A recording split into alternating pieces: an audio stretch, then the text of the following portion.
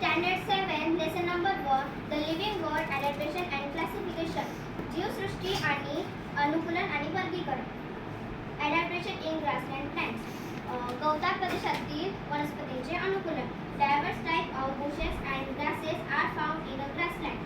विविध प्रकारचे झुडपे आणि गवत हे आपल्याला गवताळ प्रदेशात सापडतात. Fibrous root of grasses prevent soil erosion. गवताची मुळे तंतुमय मुळे मातीची धूप होण्यापासून संरक्षण होते. Forest in equatorial region are dense. विषुववृत्तीय प्रदेशातील वने हे घनदाट असतात. Animal like tiger, elephant and deer can be remain hidden in these grasses. सिंह, हत्ती आणि हिरण यासारखे प्राणी या गवतांमध्ये लपू शकतात. However, grasses in cold region are very short. परंतु बर्फाळ प्रदेशातील गवत हे अगदी लहान असतात. Animal like rabbit are found in such grasses. अशा गवतांमध्ये ससा यासारखे प्राणी आढळू शकतात किंवा दिसू शकतात.